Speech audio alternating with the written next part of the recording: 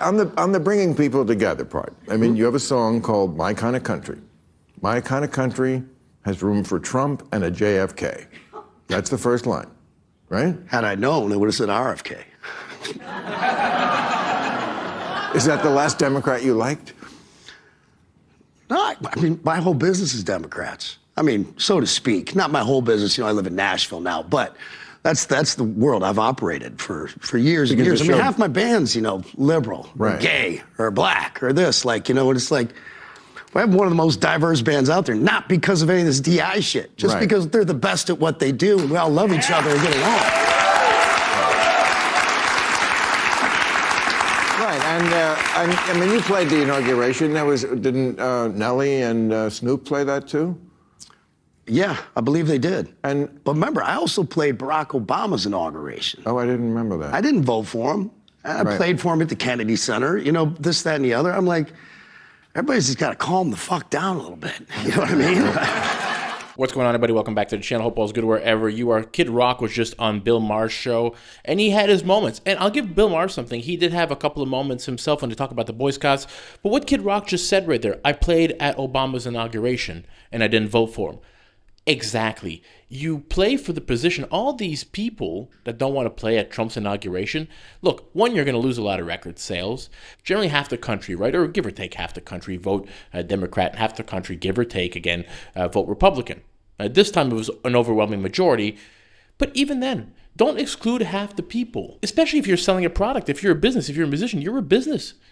But also respect the position. If the President of the United States asks you to play at the inauguration, play at the inauguration. Even if you didn't vote for him, you're playing for the American people. And it goes back to the Bud Light thing. Don't pick sides if you're a business. If you're a musician, you're a business. You can be a public Trump supporter like Kid Rock is and still play for Obama. You don't have to just toe the party line. The Bud Light scenario is crazy to me because you're a beer company that sells generic tasting beer that could easily be replaced. It's like, be apolitical, man.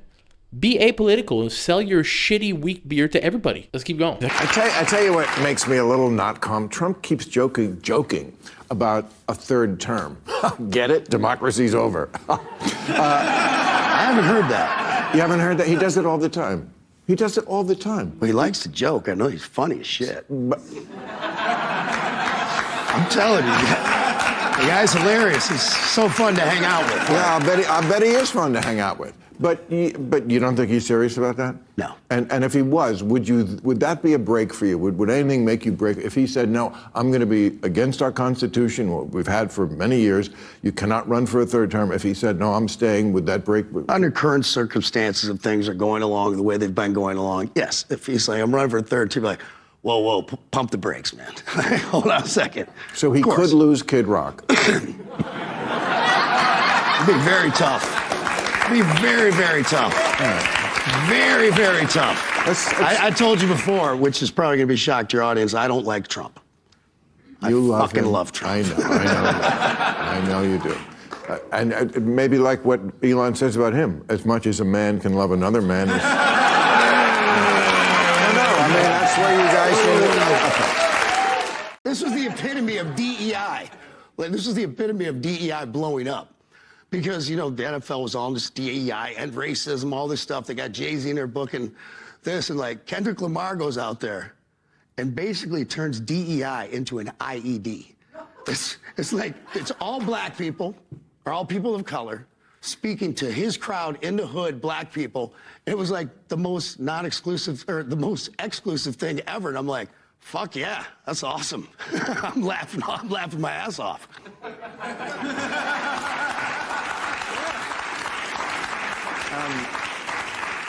Should Kamala Harris run for California governor in 2026 after polls show her leading?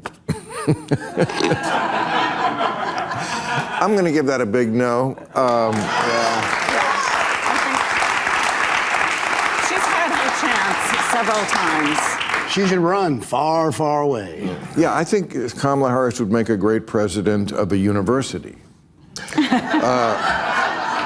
Not that she's a bad person or a bad candidate or she's smart, but, you know, it didn't work. And by the way, if she does, there would be precedent for this because Nixon lost the White House in 1960. And then what did he do? He ran for governor of California 2 years later. It would be the same scenario. And when he lost that one, that's when he said, you won't have Nixon to kick around anymore. And then he was president 6 years later, so maybe it'll work. Kendrick Lamar bit kills me because he's absolutely right. He's absolutely right. Who cares? Have a bunch of black people singing rap music for their people in an area where it's predominantly black. Who cares? But please also don't care if we do the same thing in a predominantly white area, or if it's mostly men, or like women are allowed to have their spaces, but men can't have their spaces. You're going to see when they talk about the Boy Scouts, like, who cares? And when he talks about his band, just hire the best person for the job. That's all we want. We just want everything to be merit-based as much as possible. Stop it with the nonsense. Let's go. Now that the Boy Scouts of America is just going by scout, oh God, yes. This is right up your alley, or somebody. There's Boy Scouts. Yes, I've sure it's been in the works for years. It's such an onion headline. The whole fucking country is such an onion headline. The Boy Scouts of America. It cannot be called Boy Scouts anymore because it's exclusionary. Like there isn't a Girl Scouts. Like this is some sort of crime against nature that we each. People are different. We were just talking about. It's now Scouting America. In the first segment, we were talking about.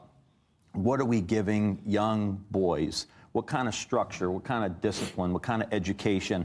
A lot of those projects are really difficult. I was not in the Boy Scouts, would have probably never made it. But those are difficult. They have to achieve. They have to put forth effort. They have to overcome obstacles. They have to overcome failure. That's part of maturing and becoming a full functioning adult. Yeah. And to take that away. Is insane to say this is targeted towards young boys because young boys are different than young girls. And so the approach needs to be They think different. It's funny when you fart in a sleeping bag. Yeah, it is.